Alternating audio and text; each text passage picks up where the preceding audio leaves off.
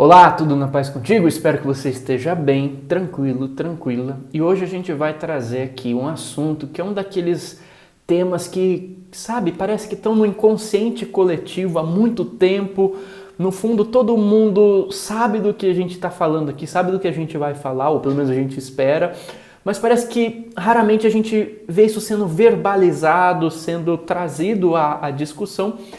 E o título do que a gente vai falar aqui é O Guia do Mochileiro para Evitar uma Espiritualidade Alienante. Para você que chegou agora e está achando que, nossa, mais um moleque aí falando que não sabe, mais um jovem místico querido. Olha, antes de você confirmar ou não essa sua hipótese, eu convido você a acompanhar toda a trajetória aqui dessa nossa aula, dessa nossa palestra, e verificar se existe alguma falta de racionalidade no que a gente vai falar, se tem coerência, se não tem coerência, se é pertinente, se não é pertinente. Caso não seja pertinente, não tenha coerência, tem todo o direito de assistir qualquer outra coisa, mas caso entenda que esse é um assunto importante que foi de uma forma,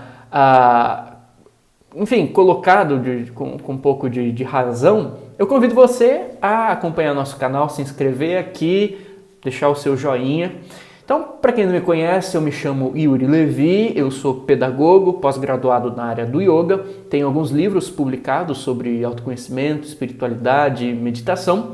Tenho esse canal aqui há uns 10 anos que a gente traz as questões aqui, pertinentes a esses assuntos.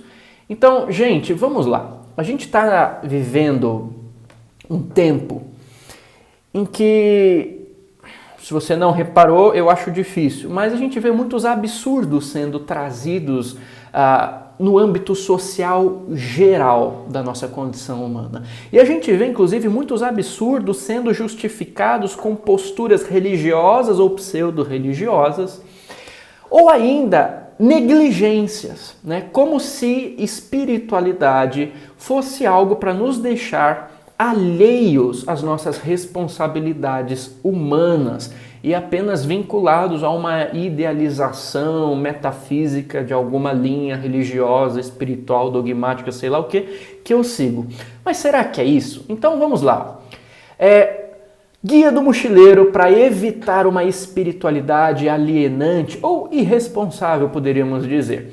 Para início de conversa, o que é esse alienante? Então, alienação, origem e significado. Do latim alienare, afastar. Alienos, que pertence a um outro. Alius, outro. Portanto, alienar é tornar alheio, transferir para outrem o que é seu. E o que é seu dentro dessa perspectiva?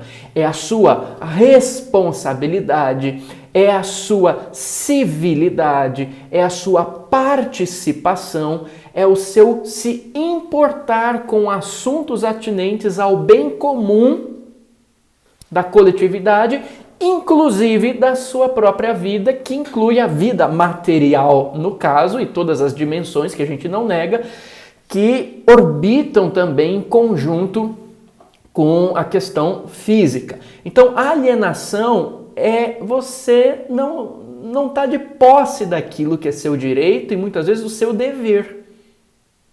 Seu dever. Então, será que a nossa espiritualidade, seja ela qual for, aqui eu estou falando de postura, da nossa postura diante da denominação que for, ou nenhuma, ou enfim, eu não sei o que você é, o que você deixa de ser. Mas qual que é a minha postura diante dessa fé que me alimenta? Ela me torna mais responsável, um partícipe ativo, positivo na sociedade, com os outros, comigo, com o planeta? Ou isso só me deixa alheio e eu delego aos outros algo que deveria ser responsabilidade minha também aqui? Então, minha espiritualidade, ela me une também aquilo que é importante nessa vida, ou ela só me separa, me afasta? Ela é integrativa ou ela é dissociativa? Independente da denominação, porque é uma questão de postura. Mas antes da gente entrar nesse assunto, que é um assunto delicado, vamos trazer aqui algumas diretrizes para que a gente não confunda as coisas, tá? Ao fazer essas colocações que a gente vai, enfim, compartilhar. Então, vamos lá. First things first. Respeito, tá? Antes de mais nada, vamos falar de respeito. E isso inclui a questão religiosa, a minha postura diante da minha espiritualidade. A minha espiritualidade, ela me faz ser uma pessoa mais respeitosa. Porque veja, a gente se arvora muito em falar de coisas que a gente não sabe nem uma fração do que é viver. Por exemplo, amor incondicional, né? E a gente sai falando de amor incondicional, porque amor incondicional, e a gente esquece a expressão mais básica do amor, que é uma coisa chamada respeito. E quantas vezes a gente não utiliza a nossa religião, a nossa espiritualidade, a nossa suposta espiritualidade, a nossa ideologia religiosa ou não, pode ser uma ideologia até cética, mas quando eu uso a minha ideologia para atacar aquilo que é caro a outra pessoa, será que uma espiritualidade madura ou uma ideologia responsável, ela incentiva os seus adeptos a atacar gratuitamente aquilo que é de direito do outro?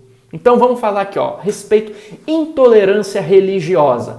No Brasil, a lei número 7.716 de 5 de janeiro de 1989, alterada pela lei número 9.459 de 15 de maio de 1997, considera crime, não é abominável, desrespeitoso, é crime a prática de discriminação ou preconceito, conceito prévio, achismo, preconceito contra religiões. E a gente vai ver nesse contexto, ali ó, o artigo 20, ele diz que praticar, induzir ou incitar a discriminação ou preconceito de raça, cor, etnia, religião ou procedência nacional, isso é crime.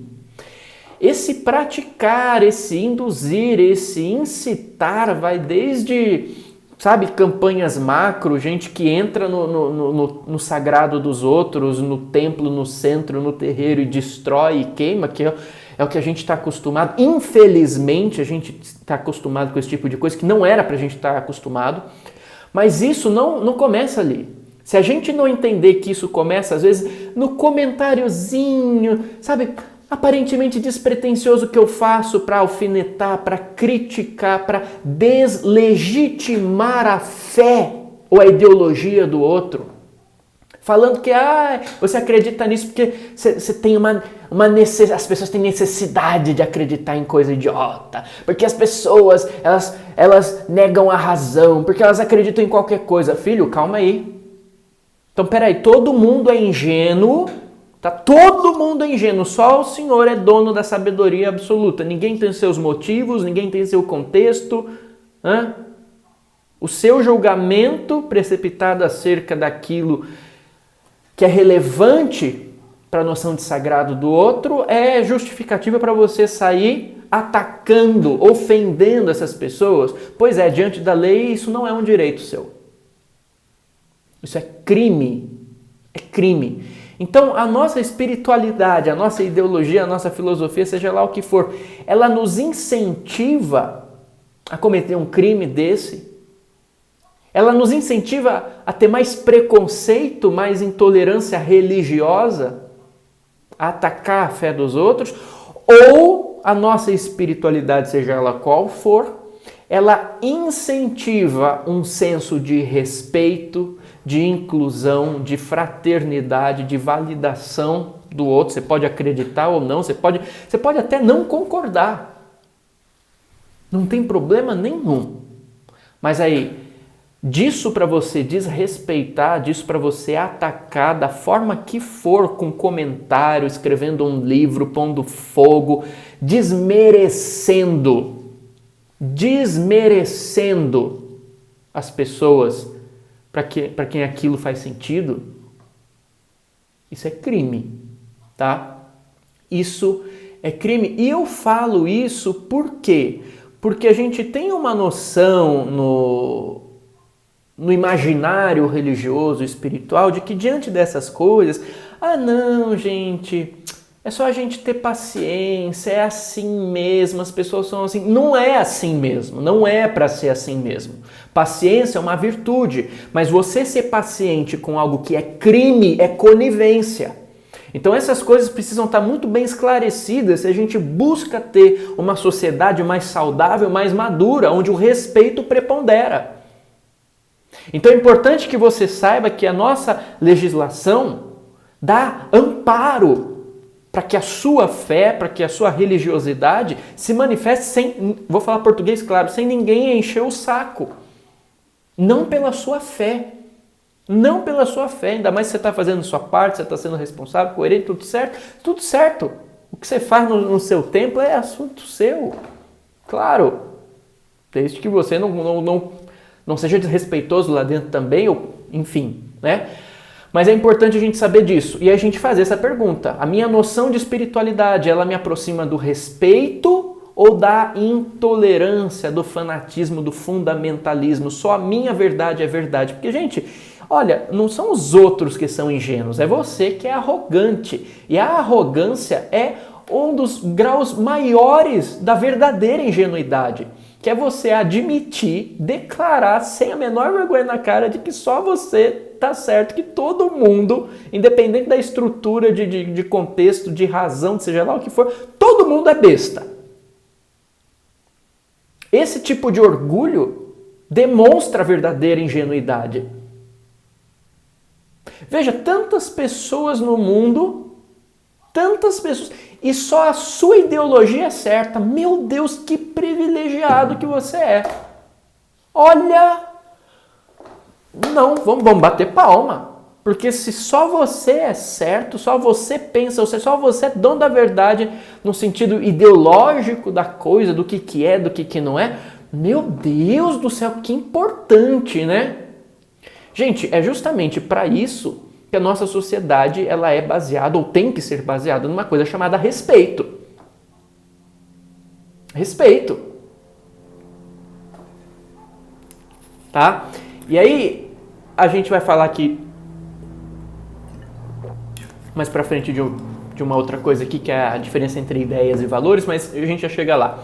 Então, só pra gente deixar claro essa questão de respeito, né, se a nossa espiritualidade ou ideologia faz com que a gente respeite ou que a gente ataque tudo, vamos lá, tem 3 coisas importantes também na lei em relação a isso. A primeira é em questão de calúnia. A calúnia consiste em acusar alguém publicamente de um crime. Está previsto no artigo 138 do Código Penal Brasileiro e prevê detenção de 6 meses a 2 anos, além de pagamento de multa.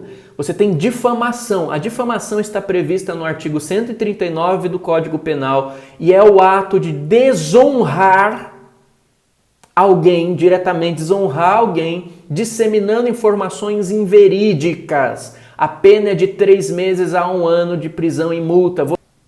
Então, isso é difamação, tá?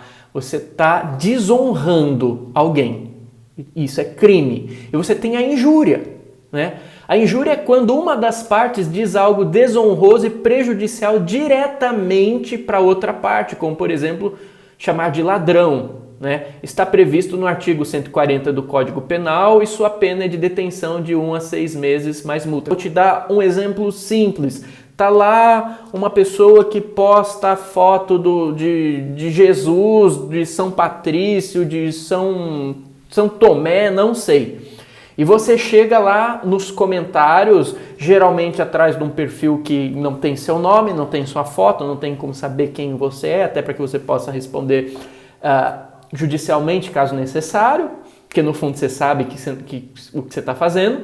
E aí eu vou lá e eu critico essa pessoa, eu desonro ela. Olha, você, Mariazinha, é uma imbecil porque você acredita nessas coisas, olha como que você é inocente, como você é besta, porque você tinha que ter vergonha na cara, que religião é uma coisa ruim, que espiritualidade é uma porcaria, ou que a sua religião, de repente vai lá um sacerdote de Umbanda, né? Não um sacerdote, qualquer pessoa, e posta lá algo relativo à fé dele. tá? Ou uma mãe de santo ali no contexto do candomblé põe uma coisa lá sobre os orixás.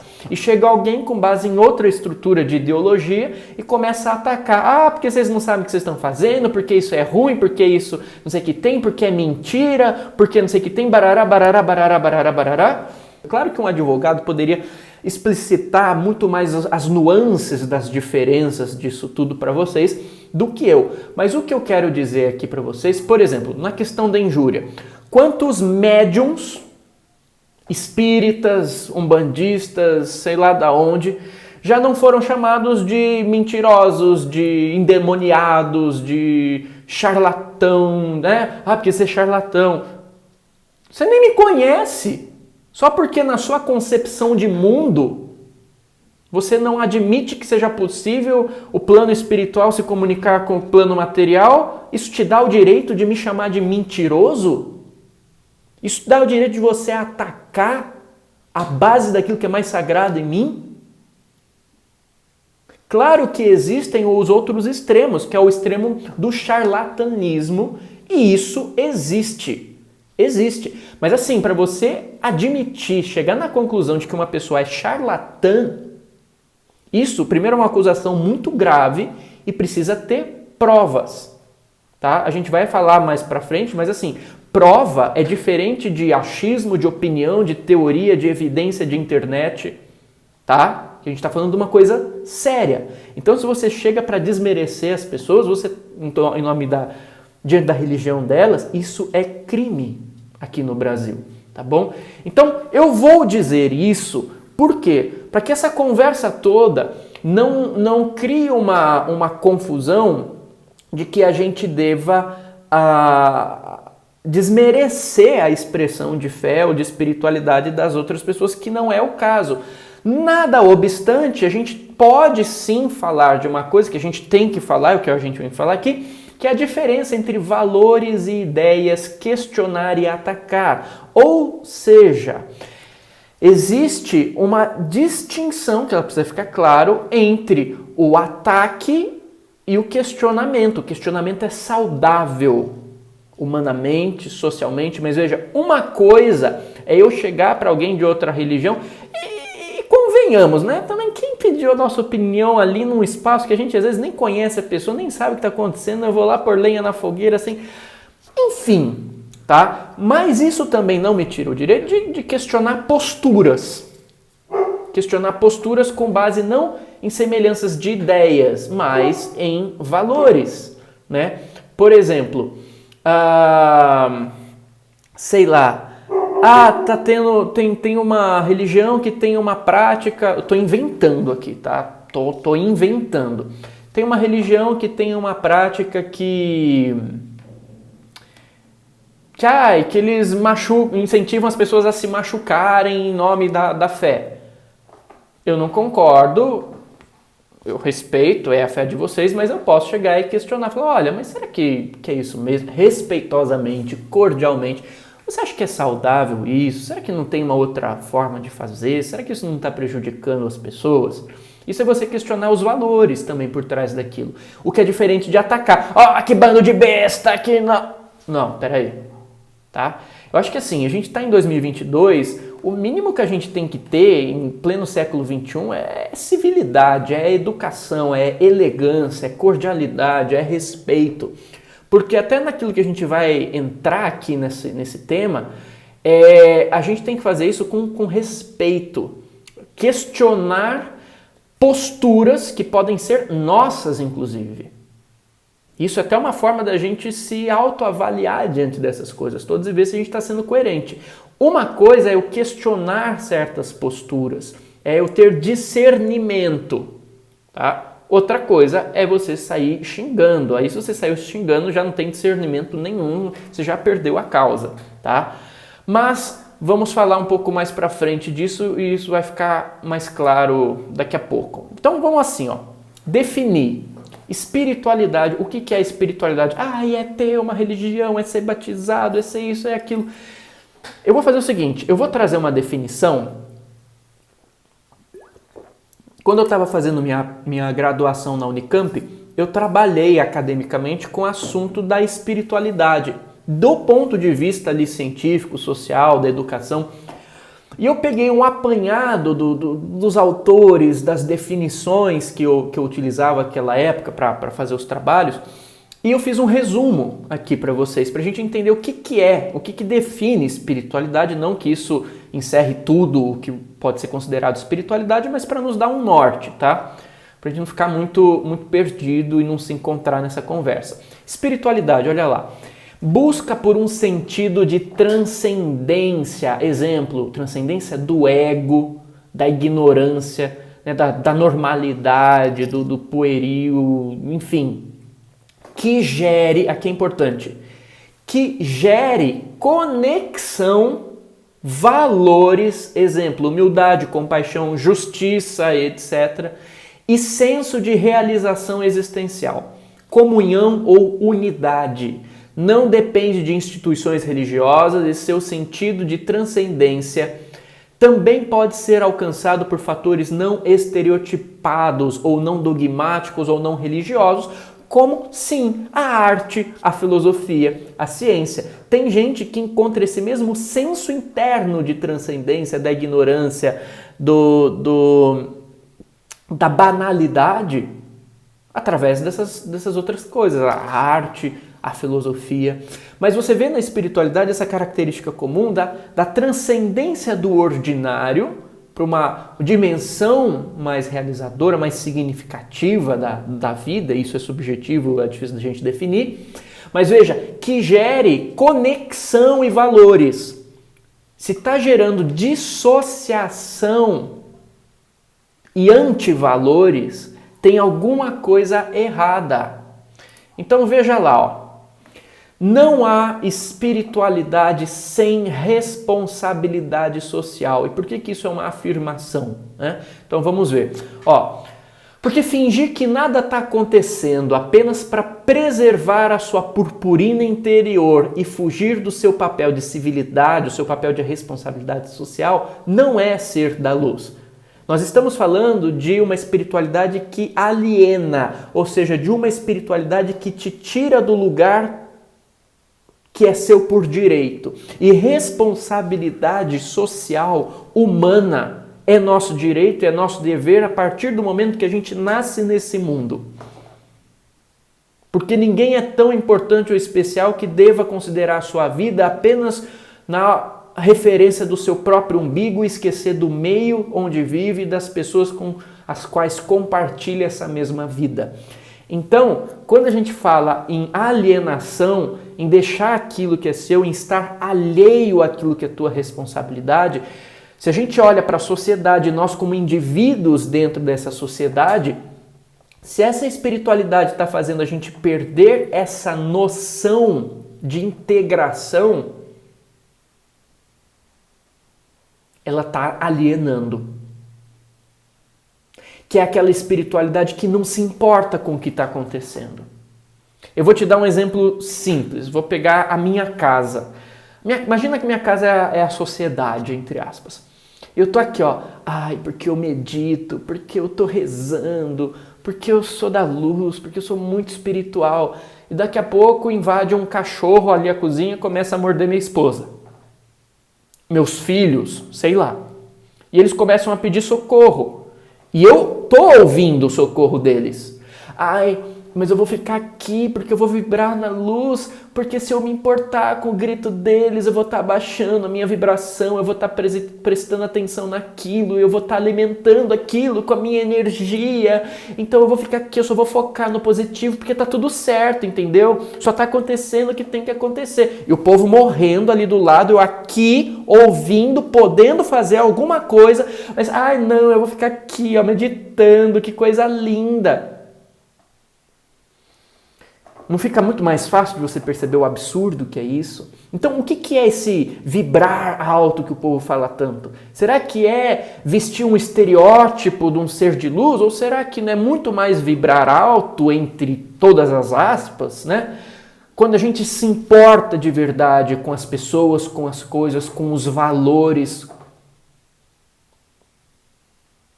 Tem uma frase no Autobiografia de um Yogi que ele usa da sabedoria védica para definir um verdadeiro homem de Deus, quando ele está falando do guru dele, o Shri Yukteswar, que ele diz que quando se trata de bondade, né, um mestre espiritual ou uma pessoa de Deus, não precisa nem ser mestre espiritual, uma pessoa de Deus, quando se trata de bondade, essa pessoa ela é mais suave do que uma flor, mas quando os princípios estão em jogo, ela é mais forte do que o trovão. Ou seja, você tem aí um senso de responsabilidade, de participação. A minha espiritualidade não me deixa alheio, ela me torna capaz e consciente de participar e participar positivamente. Então, quanto mais essa espiritualidade te traz consciência, olha a palavra, mais consciente você fica. Não é anestesiado. A pessoa anestesiada é que fica... Ai, tá tudo certo. Ai, nada tá acontecendo. Isso é uma pessoa anestesiada. E pode ter uma motivação psicológica muito clara, que é a falta de capacidade que a pessoa enxerga de lidar com os enfrentamentos da vida e ela foge para essa postura. Pode ser, é legítimo se for o caso da pessoa, é legítimo. Embora uma terapia seja muito interessante ali para ela desenvolver isso, não significa que a gente vai se afundar também nos problemas do mundo e deixar de viver e ficar com medo o tempo todo, mas assim, a responsabilidade, quando a gente está falando de responsabilidade, a gente está falando de equilíbrio. Então a minha espiritualidade, a minha ideologia, ela me traz um equilíbrio, porque até para a gente falar de respeito, como a gente falou no início da nossa conversa, a gente está falando de responsabilidade. Você respeitar a fé do amiguinho é um ato de responsabilidade social. Então vamos lá, ó. A responsabilidade social é o modo de pensar e agir de forma ética nas relações, que tenha como objetivo principal contribuir para uma sociedade mais justa. Pensar e agir de forma ética. Espiritualidade, a princípio, não é justamente para isso?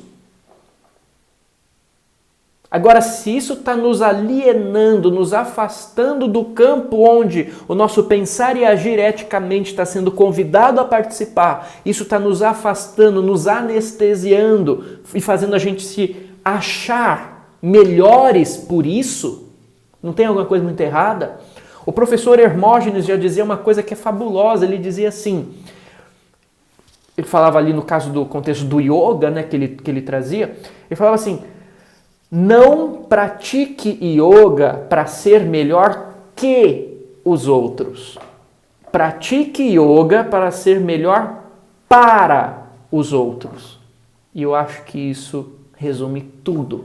Se a gente entendesse isso, olha, não tem uma ideologia, uma espiritualidade, seja uma religião, seja lá o que for, para se sentir, nem que seja lá no fundo, aquele fundo que você não quer admitir para ninguém.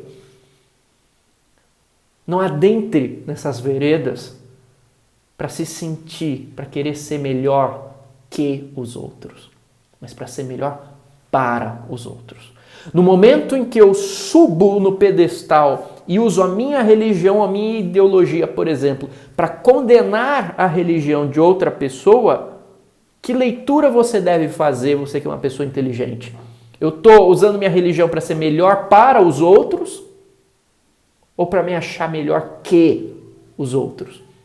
Gente, é muito simples, é muito objetivo. Se a gente pegar toda a base histórica de personagens que deram origem às grandes instituições religiosas, Jesus, Buda, Krishna, seja lá quem for, a gente vai perceber que a postura deles, inegavelmente, objetivamente, era ser melhor para os outros e não que os outros. Então, por que há pessoas que, em nome deles, usam a lógica inversa? E usam essas figuras para justificar essa sua postura de, no fim, no fundo, se acharem melhores que os outros. Volto a dizer, não que isso também deva anestesiar a nossa capacidade de discernir, porque o discernimento não é só uma capacidade, mas é um dever nosso, para que a gente não saia fazendo besteira. Então existe também uma nuance. Porque você buscar discernir, buscando o bem comum, o bem maior para todos, não que a gente vai achar isso do dia para a noite, mas intencionando, o discernir também é responsabilidade social. Então, quando a gente está questionando aqui, a gente está discernindo, a gente está atacando quem tem uma visão religiosa que não está nem aí com a sociedade? Não. Está vendo a gente xingar, desrespeitar, atacar? De forma nenhuma. Mas a gente está trazendo não uma pessoa, mas uma ideia, uma postura, a pauta da nossa racionalidade, para que a gente avalie isso como espécie e verifique se isso está sendo saudável para a gente. Então olha como há a diferença. Tem como você questionar, tem como você avaliar, discernir sem atacar. Isso é duplamente responsabilidade social. Porque eu estou me importando com um conjunto de paradigmas que nutre a mentalidade do meio em que eu vivo, mas eu estou buscando fazer isso de uma forma racional e respeitosa. Porque não adianta a gente achar que está tendo uma atitude de responsabilidade social se a gente está usando para justificar isso desrespeito. Não é responsável você se dirigir com desrespeito socialmente a ninguém. Então é tudo uma questão de educação. Eu, como pedagogo, adoro esse tema. É uma questão de educação. Eu acho que o que falta na nossa sociedade definitivamente é educação. Mas com toda certeza isso acaba se refletindo em todos os âmbitos, sabe? Político, social, religioso. Se a gente tivesse uma base de educação sólida, boa,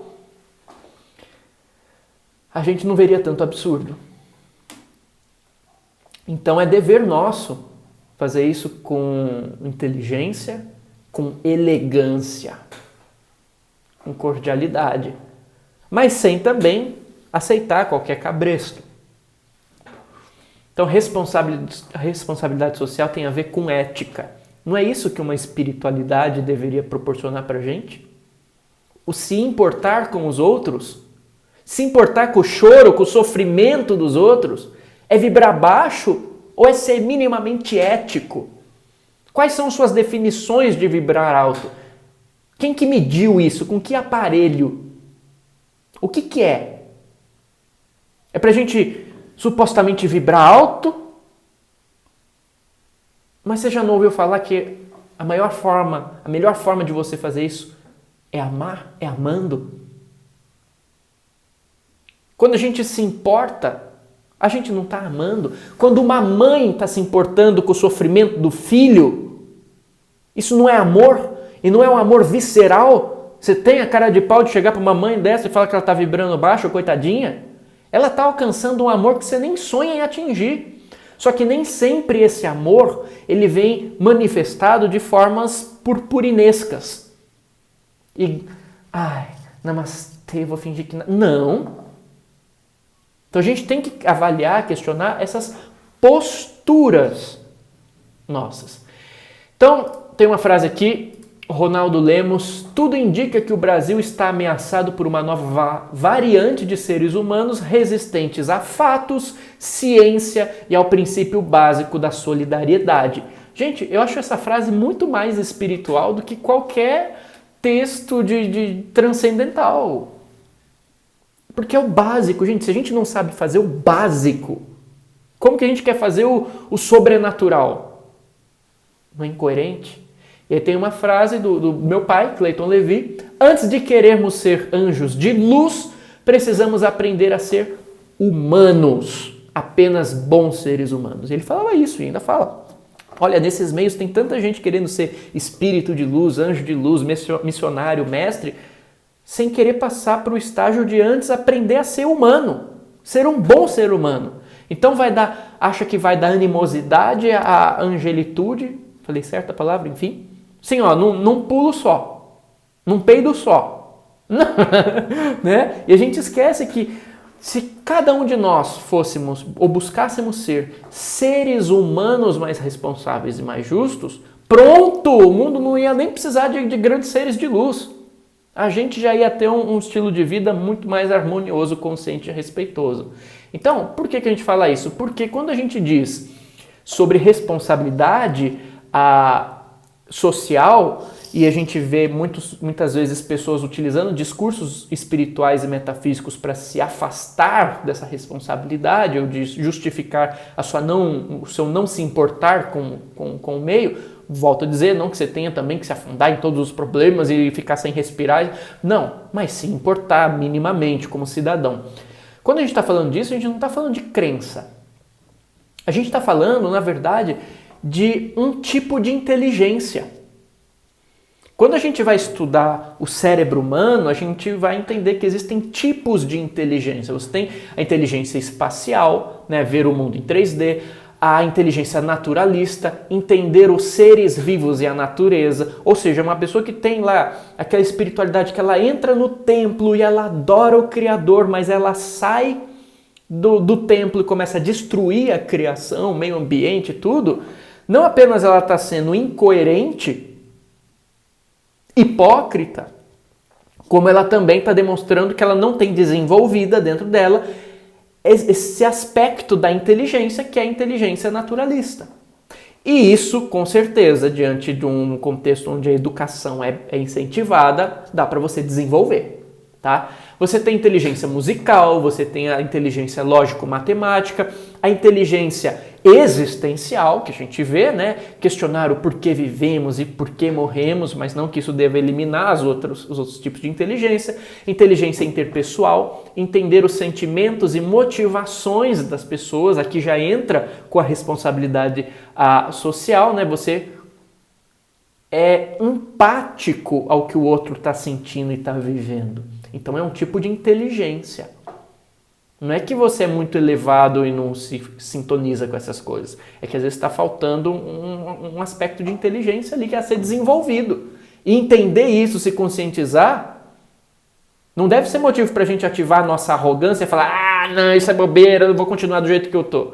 Não. É motivo para a gente se tornar humilde e falar: não, é esse aqui que nós estamos errando, então vamos lá. Eu quero melhorar, pô. Não tem paciência para ficar, sabe, num estado que não me favorece os outros. Opa, se dá para melhorar, vamos melhorar. Por que não? Não é isso que a gente está querendo? Você tem inteligência corporal sinestésica, coordenar sua mente com o seu corpo, o que envolve também assim: será que minha ideologia não está me afastando desse plano aqui, desse nível? Será que ao descartar a importância do meu corpo e não olhar para ele com carinho, né, não cuidar do meu corpo e não incentivar as pessoas a cuidarem da sua própria saúde, é de fato uma postura espiritual? Ou não é alienante? Linguística e intrapessoal, né, entender a si mesmo, entender o que sente e o que quer. Então veja, quando a gente está falando de inteligência interpessoal, a gente está tocando na base da inteligência que vai reger o sentimento de responsabilidade social. Então, a responsabilidade social não é simplesmente uma escolha, é uma inteligência, uma capacidade que a gente não só pode, como deve desenvolver. Faz parte de uma pessoa integrada, de um ser humano desenvolvido, visando um crescimento integral, a responsabilidade nesse sentido. Você se preocupar com as pessoas no sentido, né, positivo dessa questão, embora não sei se tenha aspecto negativo. Talvez existam formas negativas de você fazer isso que possam te trazer desequilíbrio, mas você se importar com o que está acontecendo é algo saudável e algo inteligente. Minha espiritualidade está me afastando disso ou está me aproximando disso? Então, vamos lá. Discernimento. Isso é muito importante, porque existem as questões de fé,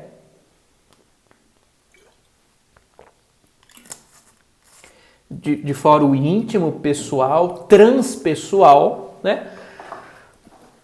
Mas existe também a questão do discernimento. E a questão do discernimento, às vezes, não é nem em relação àquilo que eu acredito, porque aquilo que eu acredito, veja, eu acredito.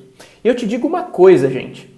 Aquilo que você acredita, por mais que tenham pessoas da mesma religião que você e tudo mais, acreditar naquilo que você acredita e do jeito que você acredita, exatamente do jeito que você acredita, eu vou te dizer uma coisa. Só você no mundo acredita desse jeito. Então, as crenças das pessoas não são 100% iguais umas às outras. Então, o que você acredita ou não é seu. Agora, a postura que você adota a partir disso, como ser humano, aí pode extravasar apenas o limite daquilo que é concernente à sua vida, porque começa a afetar a vida de outras pessoas. Então, é por isso que a gente tem que entrar com uma coisa chamada discernimento. Aptidão para avaliar algo com sensatez e clareza, bom senso. Capacidade para perceber a diferença entre o certo e o errado. Juízo. Tinha discernimento para verificar um ato criminoso.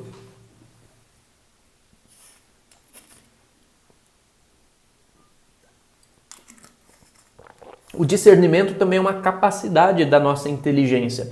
Por que eu digo isso? Pelo seguinte, é claro que existem certas nuances, mas com tudo que a gente está falando aqui, acho que fica muito claro da gente entender o que é uma coisa e o que é outra. Mas nesses meios acontece também o seguinte, quando você aponta uma postura, como a gente está fazendo, tá muito em moda a pessoa confundir isso com julgamento. E aí tá lá a pessoa fazendo um monte de cagada, e você chega e fala assim, mas será que isso tá certo mesmo? De uma forma respeitosa, responsável, existe um contexto. Será que é o melhor jeito? Você tá me julgando. Opa, peraí.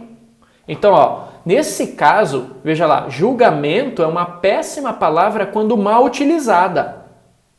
Ainda mais em meio espiritualistas, muitas vezes serve apenas para inibir o senso crítico e o discernimento. Porque você usa de um valor, né? Ou de um antivalor, o julgamento, nossa, é uma coisa feia você julgar, para inibir a pessoa de discernir. Olha, peraí, vocês estão, olha lá, vamos voltar para o ano passado, estava lá, pandemia, não tinha nem saído a vacina, e estava a gente fazendo reunião religiosa clandestina com 500 pessoas.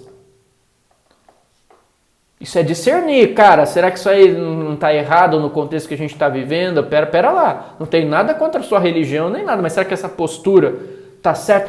Você está me julgando, porque isso... Não, isso não é julgamento. Não use essa palavra forte, julgamento, para impedir que a gente possa questionar de uma forma saudável. Né?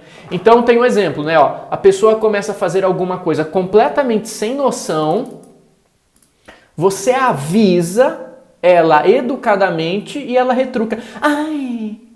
Né?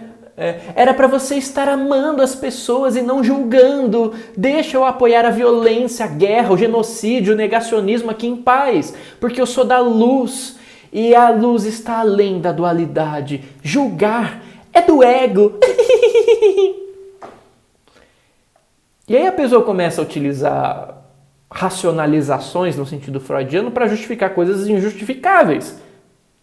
Objetivamente injustificáveis. Não estou falando de uma teoria que eu tenho, que eu não gosto, que eu não concordo. Não, coisas objetivas.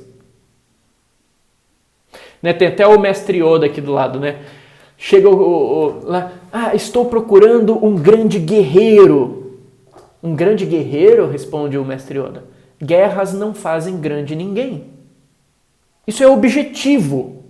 Isso é objetivo. Se a gente não entendeu isso, guerra, matar o outro, isso não é legal.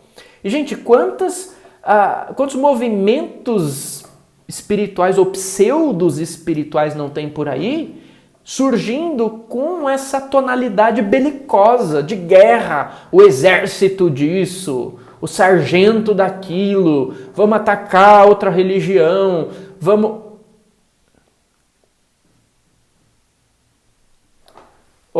Amigo, será que essa postura tá ligada? Você tá me julgando. Não tô julgando, eu tô discernindo. Se a gente mata a nossa capacidade de discernir, meu Deus, aí ferrou mais do que já tá. Não, inclusive é responsabilidade esse discernimento.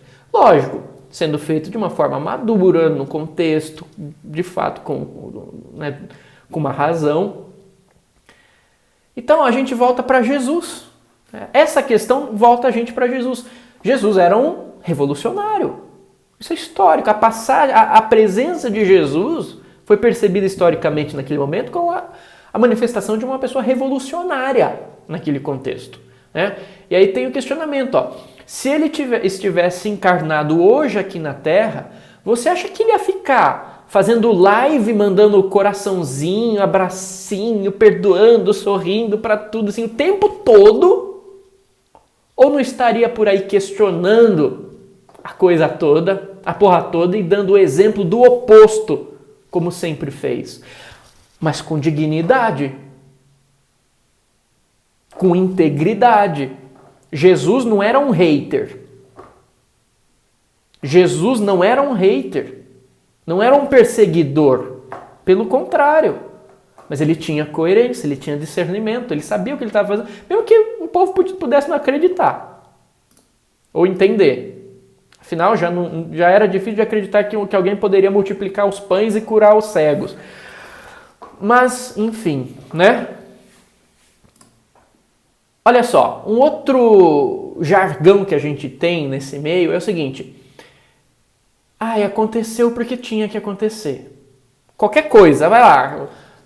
Os caras estão lá brincando com fogos de artifício dentro de uma escola infantil cheia de isopor e começa a tirar os fogos de artifício lá dentro e daqui a pouco pega fogo. Aí chega você muito elevado e fala assim: ai, que pena, mas olha, só aconteceu porque tinha que acontecer. Não aconteceu porque tinha que acontecer. Aconteceu porque existiram escolhas ou condições que levaram a esse resultado. A vida é feita de causa e efeito, não de pré-determinismo. Claro que existem coisas que fogem sim do nosso controle, que acontecem e, aconteceu e não tinha muito que a gente fazer. Mas muitas outras tinham. E não só tinha, como existia uma relação muito clara de causa e efeito, que se você tivesse responsabilidade diante das causas, os efeitos poderiam muito bem ser completamente diferentes. Então você tem uma cena no Senhor dos Anéis, que está o Gandalf, e chega o cara lá e fala: porque o fulano previu que isso ia acontecer. Que um exército invadir e atacar a cidade. Aí o cara chega choramingando: é porque o fulano previu que isso ia acontecer. E Gandalf dá uma cajadada no cara e fala assim: previu e não fez nada. Porque o prever não é simplesmente para você se acomodar com uma possibilidade. Muitas vezes a própria presciência, né, o dom da profecia, o nome que você quiser chamar, é dado para as pessoas não para elas sentarem, cruzarem os braços e falarem assim: vai acontecer, pronto. Não. Muitas vezes isso é trazido do plano espiritual para que a gente veja como a coisa pode se desdobrar caso as condições continuem da forma que estão, justamente para que a gente possa mudar essas causas, para criar um futuro diferente. Então Gandalf vai lá e fala assim: não, previu e não fez nada, e dá uma cajadada no cara. E aí o Gandalf se responsabiliza por aquilo tudo, responsabilidade social, as demais camadas de inteligência, e organiza, faz a sua parte de modo que no fim eles ganham a guerra, mudando aquilo que tinha sido previsto. Previu e não fez nada. Então quantas vezes a gente não usa essa desculpa: tá aqui quem tinha que estar. Não, tá aqui quem escolheu estar. Claro que existem situações específicas, extraordinárias, que de fato existe uma coisa maior direcionando que foge do nosso controle, beleza. Mas assim, na maioria das vezes, esse negócio de querer fugir da nossa responsabilidade e achar que, sabe, a gente tem livre-arbítrio. O universo é feito com base em causa e efeito. Aconteceu porque tinha que acontecer? Não. Muitas vezes aconteceu porque você escolheu que acontecesse, porque a gente está escolhendo deixar assim. A gente começou falando aqui de intolerância religiosa. Olha, gente, hoje, no dia em que eu estou gravando isso, eu vi uma notícia de um cara que estava indo no centro de Umbanda, e aí ele sofreu intolerância religiosa no caminho, 3 pessoas foram lá atacar ele, e aí ele foi dar queixa na delegacia. Chegou lá, o delegado cometeu crime de intolerância religiosa com ele. né? Falou coisa do tipo, tá vendo? É porque você fica aí fazendo essa coisa satânica, eu acho que você devia ajoelhar e orar, pedir perdão para Deus, não sei o que tem. E ele foi discriminado dentro da delegacia. Não, isso não aconteceu porque tinha que acontecer, isso não aconteceu porque Deus quis. Isso aconteceu porque a ignorância está preponderando. E a gente só resolve isso com responsabilização, com educação, com discernimento.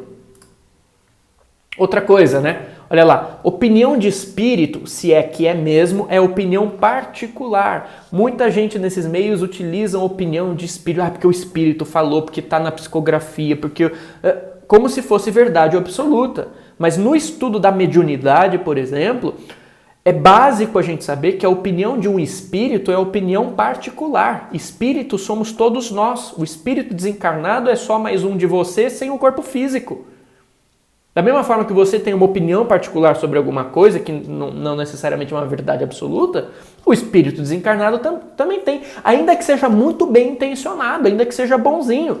Quantas pessoas boazinhas, bem intencionadas você conhece que não tem propriedade para falar de tudo, ou de tudo aquilo que se metem a falar? Né? E não é porque tem a aparência, né? Aí você vê o Saruman no filme do Senhor dos Anéis. O Saruman era o mago branco, o cara da sabedoria e tal, da magia, e ele faz cagada, entendeu? Imagina se aparecesse o Saruman desencarnado aqui, o espírito, e te falasse umas coisas, você ia dar bola para o que ele está falando assim, gratuitamente, na fé cega? Você não ia também discernir aquilo? Porque o espírito falou, e daí? Tem razão, tem lógica naquilo que ele falou? É pro bem mesmo? Porque esse argumento de, o espírito falou, eu vi, eu senti, e daí? É coerente? E muitas vezes isso é utilizado como argumento de autoridade. Porque o espírito falou, mas eu também sou um espírito, estou falando diferente, e aí? Como que a gente decide isso? Com discernimento, com a razão. E tem muita besteira sendo feita e apoiada porque a gente se baseia nesse discurso de que, não, mas foi o espírito que falou. Aí tá vendo o pau comendo solto na sua frente, um monte de coisa errada, mas o espírito falou. Se é que era o espírito mesmo, né? Se é que era o espírito mesmo, que a gente vai falar mais pra frente. Pode ser o inconsciente do médium, pode ser um charlatão, pode ser tantas coisas, pode ser um animismo, pode ser um espírito mal intencionado, pode ser uma fantasia da pessoa que se acha médium. Você não para pensar nisso? Por isso você tem que avaliar o conteúdo daquilo e não aceitar, porque foi o espírito que falou. E dentre dessas coisas, né, tem alguns assuntos que são muito clichês já nesse meio, né? Muitas coisas que parecem, assim, aqueles discursinhos que parecem uma coisa, mas que no fundo são outras, que parecem que vão te empoderar, não sei o que tem, mas no fundo apenas aumenta teu ego. E aí você vê uma cena do Harry Potter, no primeiro filme, quando o Voldemort está querendo arrebanhar o Harry, né, pro lado dele, o Voldemort fala o seguinte, olha, não existe bem nem mal, só existe o poder e aqueles que são fracos demais para o desejarem. E tem muito espírito por aí falando essas coisas, né? E aí se a gente for para Jung, um grande estudioso da mente do ser humano no todo, o que o Jung lhe diz? Olha, onde o amor impera, não há desejo de poder. E onde o poder predomina, a falta de amor. Um é a sombra do outro. E quantas vezes a gente não se apropria de um discurso, de uma ideologia espiritual buscando justamente poder? E quantos desses supostos espíritos também, no fundo, não estão indo muito mais para o lado do poder, mesmo sem parecer, porque, né? Do que do amor. Então você tem que avaliar isso tudo. Tudo. Olha, vamos lá. Guerra, pandemia, catástrofe e opressão. Não, de jeito nenhum. Não são limpezas da humanidade. Isso é uma coisa que a gente tem que engolir muito nos nossos dias. Em que qualquer um sai falando qualquer coisa de qualquer jeito e tem uma legião de gente para apoiar, para bater palma, porque tá todo mundo sem educação, sem mínimo de bom senso. Guerra não é limpeza de nada. Guerra é sujeira da humanidade. Adoecimento do livre-arbítrio, irresponsabilidade social. Pandemia tem causa muito bem definida. E mesmo quando já estava espalhada no mundo, existiam causas, escolhas que a gente podia fazer para diminuir isso desde o início. A gente fez isso coletivamente, fez bosta nenhuma. A gente não tem responsabilidade social. E muitos desses campos de espiritualidade olham para isso e falam, não, é assim mesmo, é uma limpeza, entendeu? Tá tirando quem não é para estar aqui na Terra. Aqui, ó. Que coisa maldosa de se dizer. Que coisa irresponsável, que coisa tenebrosa de se dizer. Trevosa. Catástrofe. Gente, opressão social, opressão, sei lá, não é limpeza da humanidade. Quem tinha essa lógica era o regime nazista. Quem achava que a humanidade tinha que ser limpa de uma suposta escória inferior, que não era mais digna de estar no planeta, era o regime nazista. Para de falar essas coisas, você está sendo a mesma coisa, só que vestindo de um monte de outra coisa. Eles achavam que eles eram da luz e do bem também, viu? Não acha que o nazista acordava e falava assim, nossa, como eu sou malvado, eu vou destruir o mundo, as pessoas vão matar todo mundo porque eu quero tocar o terror. Não, eles achavam que eles eram empoderados, que eles tinham uma missão muito importante, que eles eram o bem da humanidade, que eles estavam ali para limpar, entendeu? Então quando você chega e fala assim, porque está tendo uma guerra para limpar a humanidade, para tirar quem não tem que estar aqui, meu Deus do céu, você tem noção da gravidade do que você está falando? Você está usando essas palavras em nome de uma suposta espiritualidade. Então eu prefiro ser a pessoa mais materialista do mundo. Que vergonha nesse meio. Que a gente passa a vida inteira, décadas aprendendo ou achando que está aprendendo coisas básicas como amor, respeito ao próximo, faça o teu próximo que você não gostaria que o próximo fizesse você, blá, blá, blá, blá, blá, blá, amar a Deus, você me todas as coisas, o próximo como a ti mesmo, isso aqui tem, ser puros de coração, manso, não sei o que tem, para chegar no meio de uma guerra, que é o pior do ser humano, pior da nossa animosidade manifestada, e olhar e falar, não, está limpando a humanidade. De ver gente adoecendo numa pandemia gravíssima e que se torna mais grave ainda por conta da nossa irresponsabilidade e ver mães deixando filhos, filhos deixando pais, famílias sendo separadas por causa da morte, muitas delas que poderiam ser evitáveis. Não vem falar que aconteceu o que tinha que acontecer, morreu quem tinha que morrer. Não, senhor, não, senhora. Se você diz isso, você é uma pessoa que justificaria uma pessoa chegar a apontar a arma para a cabeça de alguém, dar um tiro e ainda dar uma risadinha e falar assim, olha, morreu porque tinha que morrer, porque Deus quis, porque a espiritualidade quis, era a hora dela. Não! É fruto da maldade do ser humano. Poderia ser evitado. Muita coisa poderia ser evitado. E não é limpeza. E você falar isso, você apenas aumenta exponencialmente o sofrimento no seu ímpeto de insensibilidade em relação às pessoas que padecem diante desse quadro, que tem também, sim, uma porção de opressão por falta de responsabilidade social. Não é limpeza. Veja lá, guerra não é limpeza. Guerra é fruto de animosidade, ignorância e violência. Só isso, ponto final. Não tem que ficar racionalizando. Porque... Não tem que apoiar. Mas por quê? Aí a gente vai nas profundezas e quer justificar porque tem motivo, porque tem um lado... Olha, tem um monte de motivo para odiar um monte de gente.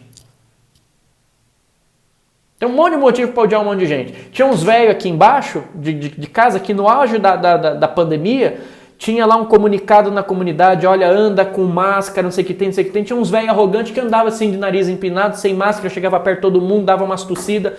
Eu tenho todos os motivos para odiar esses caras.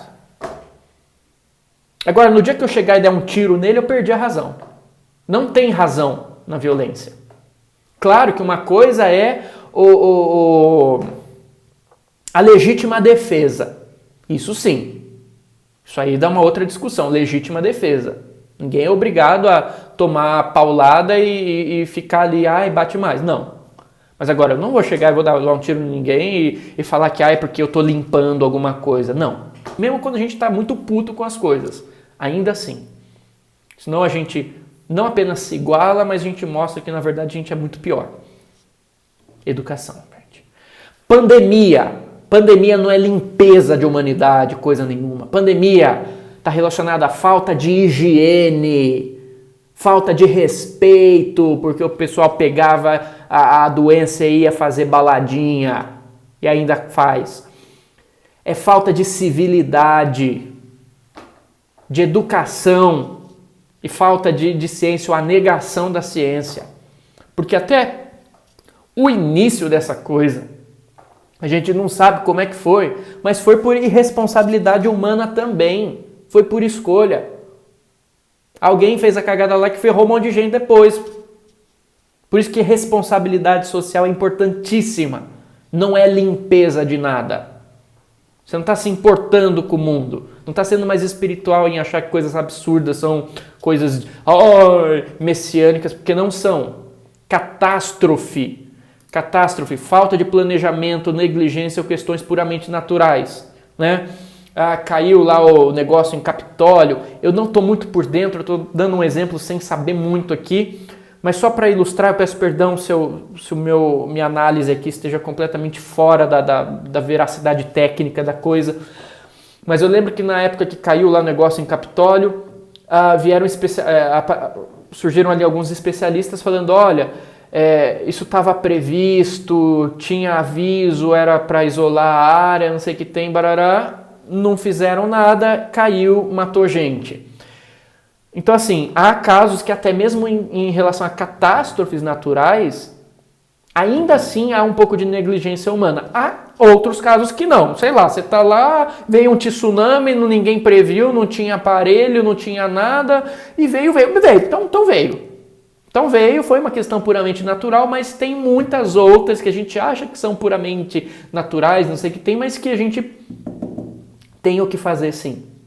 E muitas vezes, sabendo disso, a gente escolhe não fazer e por isso que a coisa toda dá merda depois. Opressão de todos os níveis, violência doméstica,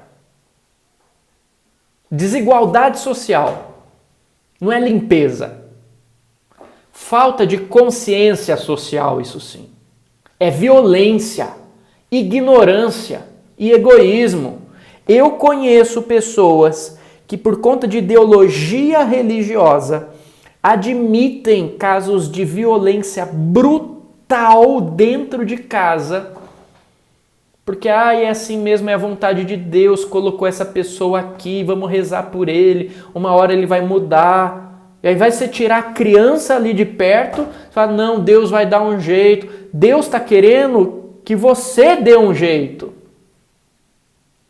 Não é limpeza, não justifica. Eu sei que tem questões kármicas, mas as questões kármicas elas não servem para a gente justificar. Serve para a gente talvez entender que existe uma causa, mas não para justificar que o efeito daquela causa permaneça ad eternum, alimentando sempre as mesmas condições para que aquilo se mantenha. A gente tem que ter responsabilidade. Se foi dado o nosso livre-arbítrio, é para isso. Então veja lá, guerra, pandemia, catástrofe, opressão, não é, entre todas as aspas, limpeza. Não aconteceu porque tinha que acontecer. Não está tudo certo. Se isso não mexe com você, se isso não deixa você indignado, indignada, meu Deus do céu! E podia ter sido evitado se a nossa consciência social, ambiental, etc., fosse maior, em muitos casos, do que a nossa superstição e a nossa irresponsabilidade. Porque é muito mais fácil transferir tudo para Deus depois, né? Outra coisa muito importante que a gente tem que entender, independente da nossa religião, espiritualidade, nomenclatura, enfim. Espiritualidade não é contra a ciência, nem a favor, de pseudociências apresentadas como verdades científicas, que é o que se prolifera. Você entendeu? Muito nos nossos dias. Né? É só você tacar um quântico, uma energia, um hertz ali no meio, que a pessoa nem vai buscar de onde aquilo veio, nem vai buscar as fontes, as referências, onde aquilo foi publicado, com o que mediram, quem foi o cientista, quais as condições, o que é, o que não é. É só você ter qualquer estudozinho preliminar por uns nomes ali que, sabe, coletivamente parecem mais científicos, que pronto, o pessoal não questiona nada e aceita coisas absurdas. Gente, se não é ciência, fala que não é, pronto. Contextualiza. Não é porque uma pessoa é formada que falou porque tem hertz no nome, isso não define ciência. Existe uma coisa chamada método científico, comunidade científica, é todo um processo para você chegar numa verdade aceita pela ciência. Gente, não é verdade, não é publicação de WhatsApp, de Facebook que define essas coisas, não. No início da pandemia, a gente viu uma atitude muito perigosa. Compartilharam aos milhares, e quero ver se vão compartilhar aos milhares também isso que a gente está discutindo aqui, como escolha, né? Considerando as consequências boas que isso pode ter, enfim. Mas escolheram compartilhar milhares de compartilhamentos, milhares de curtidas de uma desinformação muito perigosa nesses meios espiritualistas, dizendo que, é porque o novo coronavírus vibra em tantos hertz, se você vibrar amorzinho, gratidãozinha, que está acima desses hertz, você não vai pegar. Porque só pega quem está em vibração baixa, só vai morrer quem está em vibração baixa, não sei o que tem, e todo mundo falando amém. E eu fiquei assim, alarmado ao ver que pessoas que eu conheço que têm formação universitária, porra. O cara aprende, a pessoa aprende como é que funciona a coisa. Tava lá passando pano para esse tipo de coisa. E, gente, é uma inverdade gigantesca. Primeiro que eles se apoiaram no estudo do professor Hawkins, né? Que relaciona estados de consciência com Hertz. Gente, primeiro que isso é um estudo preliminar, a comunidade científica nunca aceitou isso como uma verdade científica, pode ser uma proposição de uma ideia interessante, mas que necessita de muitos estudos para que aquilo se desenvolva, tá? E outra coisa, o próprio Dr. Hawkins, ele desencarnou em 2012, muito antes da pandemia de coronavírus. Então, assim, de onde que a pessoa tirou essa informação? E, claro, não colocou fonte, quando foi confrontada pela imprensa, inclusive, pulou fora. Então, assim, de onde que ela tirou essa informação? Qual a referência? Quem mediu? Com o que mediu? Que aparelho que utilizaram para medir, para falar que aquele coronavírus tem tantos hertz? Se nem naquele momento a ciência oficial estava conseguindo entender o que era aquilo lá, a pessoa já estavam na frente, né? Então não é porque tem um nome que parece científico que é ciência. Ciência é uma coisa muito mais profunda. Então, assim, não teria problema você falar assim, olha, existe um estudo, um livro, de um professor, o contexto dele é esse, a especialidade dele é essa, e ele começou a investigar, e ele chegou à percepção de que talvez exista uma relação entre o estado de consciência, a vibração de Hertz. Claro que isso precisa ser mais desenvolvido, mas é uma ideia interessante para a gente pensar, esse aqui que é o contexto. Agora, chegar e falar que isso é uma verdade absoluta e colocar isso, pelo amor de Deus, num contexto de pandemia, onde pessoas vão olhar para aquilo na ingenuidade, vão acreditar naquilo e vão morrer porque vão ser inconsequentes e irresponsáveis com base nessa informação. Gente, isso é... Eu falo ou você fala? Espiritualidade não é para ser contra a ciência. Que contra a ciência? Não, né? E aí você pega assim, Dalai Lama. Dalai Lama ele diz, se a ciência provar que algumas crenças do budismo são erradas, então o budismo vai ter que mudar. Kardec dizia, é melhor rejeitar 10 verdades do que aceitar uma mentira. Então assim, espiritualidade séria mesmo, está em busca da verdade.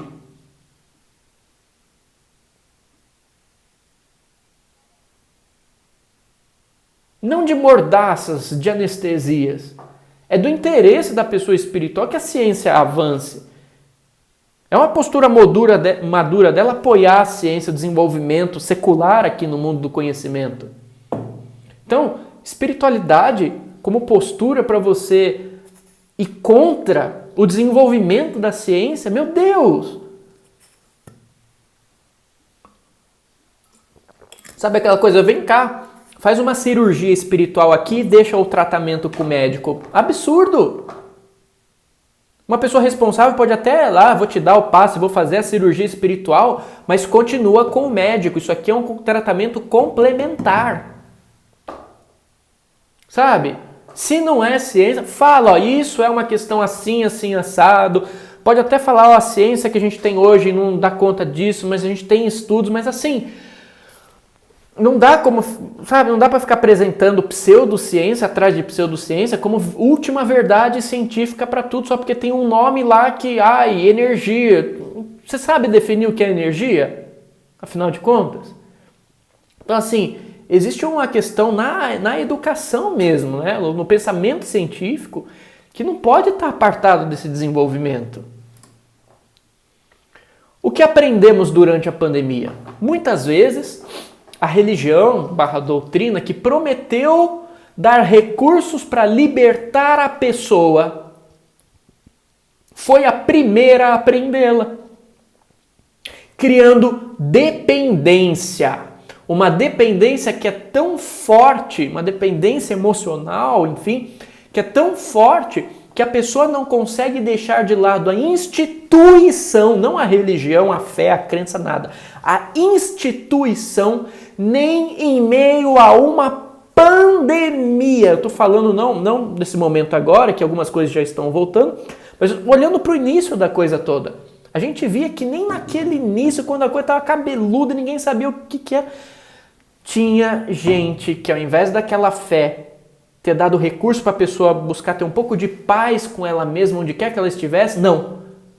A pessoa ficava dependente, mesmo diante daquele momento que ela tinha que ficar quieta, não, ela era estimulada a aglomerar. Uma dependência que é tão forte que a pessoa não consegue deixar de lado a instituição nem em meio a uma pandemia, sendo que a aglomeração causada pelo fanatismo, pela dependência, podia gerar a morte de outras pessoas. E o pior, a pessoa sabe disso. Então, as nossas posturas espirituais, posturas independente da religião, estão sendo para libertar ou para criar mais dependência? Veja lá, se a religião / doutrina tivesse ensinado mesmo algo de útil e prático para a pessoa atingir essa liberdade interna, ela conseguiria fazer isso, nem que seja um pouco, nem que seja apenas durante uma quarentena, quieta dentro da própria casa, sem depender exclusivamente de sacerdotes ou altares de pedra.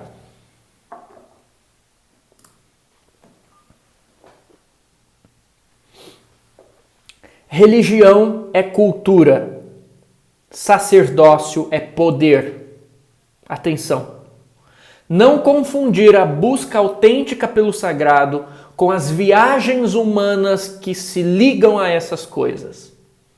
Sacerdócio real deve compreender que não existe líder espiritual, pois a liderança é uma visão do ego. Existe servidor espiritual, pois o servir é da alma. E se a proposta é trabalhar a nível da alma, então eu gosto muito esse daí é uma fala baseada no pensamento do padre Júlio Lancelotti, que ele fala sobre isso, ele critica as pessoas que se acham líderes espirituais e não servidores espirituais. A religião deve servir como mapa, suporte, apoio, não para castrar. O sacerdócio deve servir para amparo e orientação, jamais para estabelecer relações de dominação, manipulação, controle ou poder, que é o que a gente vê muito sendo feito como postura. Outra coisa importante que a gente tem que ter em mente, Ninguém fala em nome de. Eu vim falar em nome da espiritualidade. Eu vim falar em nome do espiritismo. Eu vim falar em nome da Igreja Católica. Ninguém fala em nome de. Ninguém recebeu privilégios para falar em nome da espiritualidade, da religião X, da doutrina Y. Cada pessoa fala apenas em nome de si mesma. E a relevância daquilo que ela traz tem que ser proporcional ao seu grau de coerência e avaliado pela razão, não imposto por uma falsa sensação de autoridade ou imagem de purpurina, gratiluz ou poder. Olha como minha aura é linda. Eu vou aqui vestir uma roupa que você vai achar que eu sou super da luz, vou fazer uma vozinha que você vai achar que eu sou super da luz, vou dar um sorrisinho aqui que você vai achar que eu sou super da luz, e aí tudo que eu falar você vai ter que engolir. Que eu vou te manipular aqui de todos os jeitos, e você não vai perceber, você vai ficar aí me adorando depois. E você vê uma outra postura muito perigosa nesse meio, que é aquela coisa, a pessoa não é má, mas é cínica, né? E aí o que você vê? Muitas vezes, querendo mostrar que sempre é caridosa, boa, pura, santa e fofa, a pessoa esconde sua agressividade atrás de apontamentos cínicos, para deixar a sua alfinetada, mas escondendo a sua verdadeira intenção atrás de corações e sorrisos. A agressividade cínica, passivo-agressiva, etc., caracteriza apenas uma perversidade enrustida. É ainda mais cruel, porque visa machucar se fazendo de desentendido, para proteger a sua autoimagem de santa, mas sem abrir mão da maldade. Sem abrir mão da maldade, é a maldade dissimulada. E aqui eu peguei de uma página, acho que do Facebook, do Instagram, Ser Psico. Agradeço porque foi a síntese mais perfeita que eu achei. Que eles vão falar ali, personalidade passivo-agressiva, que é cheio nesse meio, cheio.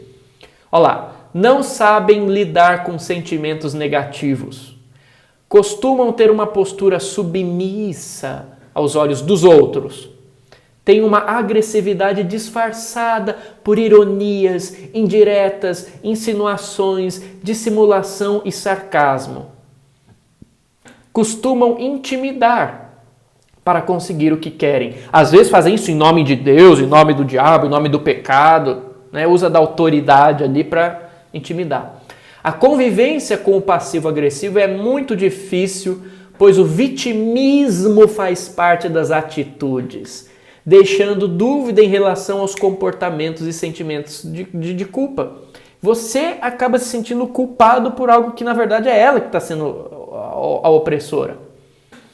Passivo-agressivo te alfineta. Ele quer que você seja impulsivo e exploda. Então ele vai vir aqui, vai fazer uma crítica assim, cheio de coraçãozinho, assim, cheio de cinismo. E ele sabe que a minha reação vai dar um esporro. Fala, que negócio é esse? Mas ele quer isso, ele quer ver você explodir porque ele quer mostrar o contraste, como ele é bom e como você é mal, entendeu? Isso tudo é manipulação, é cinismo, putz. Olha lá, é muito sutil, gente, olha o exemplo aqui, ó. Esse vestido ficou ótimo em você, escondeu sua barriguinha. Você fica batida sem maquiagem. Prefiro você de cabelo solto. Isso não combina com você. Esses são alguns exemplos. O passivo-agressivo te agride de uma forma sutil e constante. Muitas vezes ninguém nota. Eles provocam, insultam, ridicularizam e no final se fazem de vítimas da situação, tadinhos. O melhor a fazer, se você conhece algum passivo-agressivo, é se afastar. E caso você seja essa pessoa, procure ajuda terapêutica para entender a ser mais assertivo, construir sua tolerância às frustrações, além de desenvolver suas habilidades emocionais. Muito bem. Outra coisa importante que a gente tem que entender é a diferença entre o caritativo e o profissional. Veja, você não vai cobrar para dar um passe, para rezar por uma pessoa, entendeu? Você vê ali duas fotos, uma de Chico psicografando, tudo de graça, e uma dele ali no armazém onde ele trabalhava. Agora, o oposto também é válido. Eu conheço pessoas que têm a sua atividade espiritual, e já aconteceu comigo também, por isso que eu falo, tem a sua atividade espiritual de doação e doam pra caramba, tudo de graça, um monte de coisa, e paralelamente tem a sua atividade profissional. Aí vai você lá, que tá lá pedindo, exigindo um monte de coisa quando ela tá dando tudo de graça, encontra a pessoa depois no ambiente profissional dela e fala: ai, mas você tá aqui ganhando dinheiro? Não pensei que você tinha que fazer tudo de graça para todo mundo? Até esse trabalho profissional aqui que você se formou, que você pagou e tal, por que você cobra? Então, assim, essas coisas precisam ser muito bem pontuadas. Existe o trabalho caritativo, de doação, religioso, e tem o trabalho profissional. Da mesma forma que você não vai cobrar ali para receber carta psicografada da pessoa, você vai respeitar a pessoa também quando ela estiver no ambiente de trabalho dela e saber diferenciar. Isso é muito importante, mesmo porque tem uma confusão, né? Existe o trabalho nesse âmbito que é mediúnico e o trabalho que é anímico. O mediúnico é quando você é canal, né? É um médium, um medianeiro, vem uma outra inteligência, faz através de você, então você não é o autor daquilo. Mas existe uma outra questão que é o animismo. O animismo são as capacidades do espírito da própria pessoa, né? E até mesmo em Kardec você vê a questão de que se uma habilidade é anímica e não mediúnica, aí você pode até contextualizar ela num sentido de trabalho, dependendo das condições, né? Então, se é uma habilidade minha, do meu espírito, por exemplo, você tinha lá, ou você tem nas agências secretas lá dos Estados Unidos, a pessoa que ela é vidente, no sentido de clarividência, e contratam ela para ver a aura da pessoa, ou para se concentrar e tentar ver onde é que está o míssil inimigo. Não necessariamente aquilo é uma atividade mediúnica. Às vezes é a capacidade anímica, ou seja, natural da própria pessoa. É que a gente confunde essas coisas como sendo dons, mas não são dons, são naturais, a gente já vai falar sobre isso. Então, também não confundir o que é trabalho mediúnico de capacidade anímica, tá? Que é da própria pessoa, mesmo que aos nossos olhos pareçam mais extraordinárias, mas tem que ver se aquilo está sendo canal para algo maior ou se é só a capacidade da pessoa, ela consegue enxergar uma coisa aqui, ó, tá vendo a aura da garrafa e tá te descrevendo, isso é dela, tá? Então existe essa discussão, mas a princípio o trabalho mediúnico é convencional. E aí também dá uma outra grande discussão, mas trabalho mediúnico não se cobra, capacidade anímica você pode contextualizar e dependendo do caso, isso é possível te cobrar, sim, dependendo do caso, do contexto, da motivação, enfim. Tá, isso tem que ser separado. Outra coisa, a diferença entre autoridade sobrenatural e autoridade moral. Gente, o que dá poder, embora eu não goste dessa palavra, que eu não estou conseguindo achar outra, mas o que dá relevância nossa em relação ao plano espiritual, por exemplo, é uma coisa chamada autoridade moral, uma coisa que eu não tenho, por exemplo.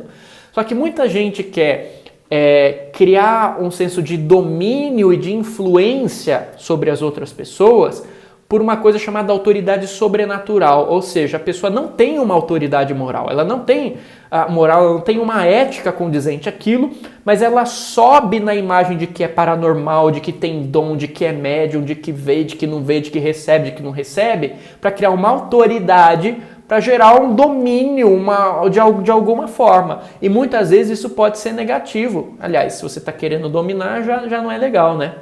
Então, ó, é aquilo que Dumbledore diz no Harry Potter. São nossas escolhas que revelam o que realmente somos, muito mais do que as nossas qualidades. Não é a mediunidade do Chico Xavier que fez ele ser o Chico Xavier. Foram as escolhas e a responsabilidade dele como ser humano, mesmo diante da mediunidade, como ele utilizava isso, que fez com que ele fosse quem a gente conhece hoje. O ego quer se achar especial, com dom, qualidades, privilégios e missões divinas. O The Chosen One. Que no fim é a característica psicológica apenas do ego espiritual, do narcisismo. Lembra que eu falei? Essa postura nossa está querendo fazer a gente se sentir melhor para os outros ou melhor que os outros? E outra coisa, afinidade espiritual, ela não é definida por ideias semelhantes, mas sim por valores, coerência e atitudes. Então, por exemplo, tem gente que fala, já aconteceu comigo, não, você tem que apoiar tal projeto lá. Mas eu olho e falo, olha, eu conheço as atitudes dessa pessoa, sei o que ela está fazendo, dominando, influenciando as outras por uma coisa que eu não acho legal, não vou participar, não vou apoiar. Mas ela pensa igual você, ela acredita em vida após a morte, acredita em mediunidade, acredita em Deus, você tem que apoiar ela, vocês têm que se apoiar. Falo, não, a gente pode ter ideias semelhantes, mas agora, acreditar em vida após a morte, qualquer um acredita. Acreditar em Deus, qualquer um acredita. Acreditar em mediunidade, qualquer um acredita. Agora eu quero saber quais são os valores por trás daquilo. Tem muita gente que acredita em tudo isso que eu não colocaria minha mão no fogo jamais. Então o que estabelece a afinidade espiritual não é semelhança de ideias, de conceitos, mas de valores. E os valores você vê diante disso tudo que a gente está vivendo. Quando tem muitas questões sensíveis acontecendo à nossa volta e você vê quem é que realmente se importa. Quem é quem. Porque ser amiguinho durante a festa é muito fácil, qualquer um é. Agora, quando as coisas estão delicadas, quando você está passando por uma dificuldade, o mundo está passando por uma dificuldade, é aí que você vê quem realmente é quem. Aí que você vai ver os valores. E aí você vai perceber que muitas daquelas pessoas que têm afinidade de valores com você, ou seja, pessoas que são ali ponta firmes de verdade, não têm ideias semelhantes às suas. Mas com elas ali você pode contar.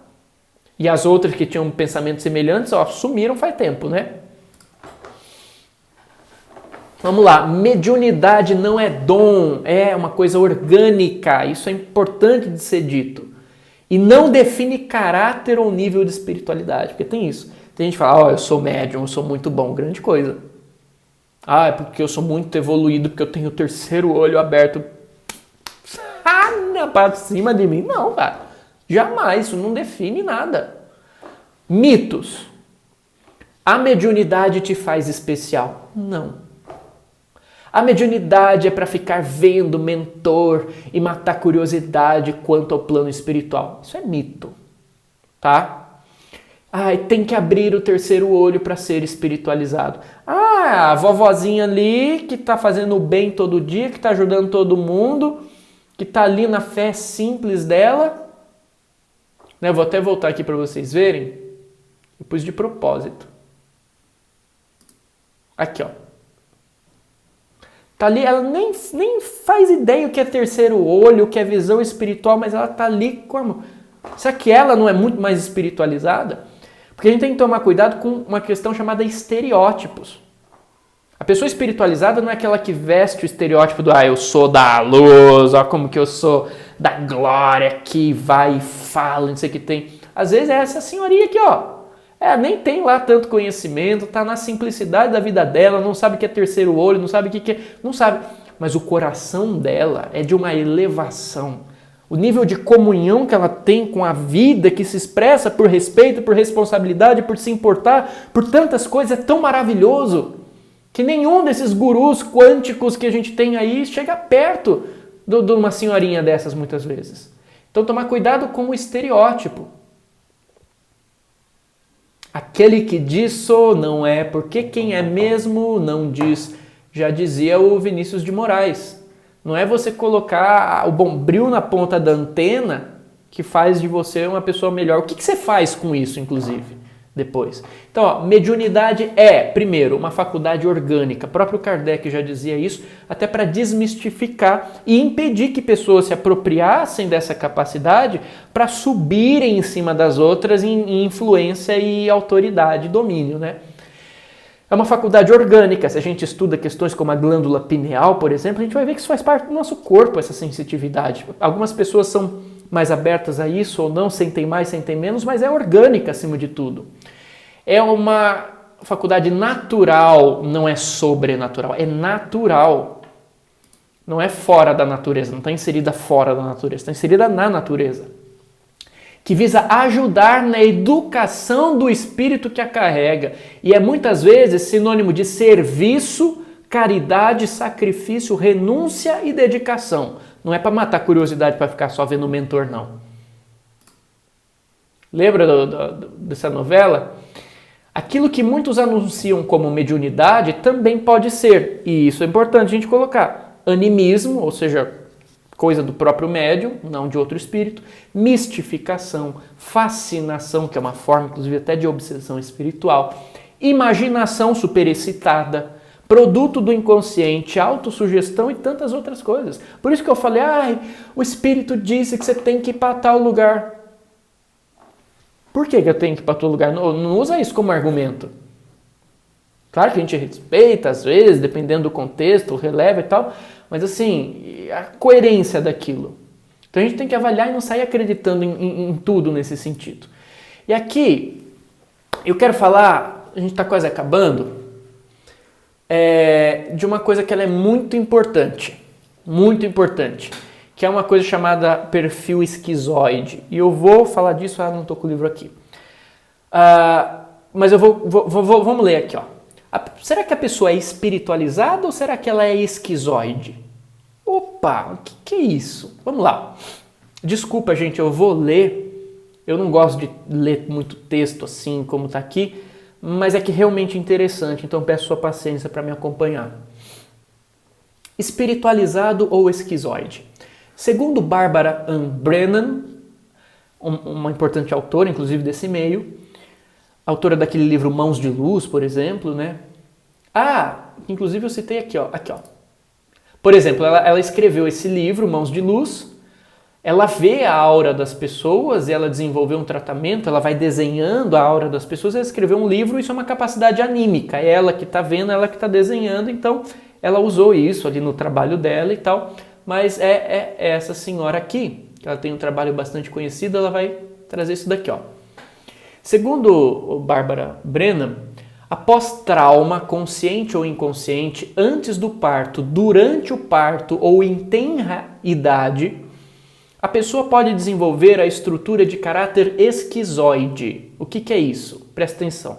Olha, a defesa energética natural empregada contra o trauma nessa fase da vida consiste simplesmente em retroceder para o mundo do espírito, do qual a alma está chegando.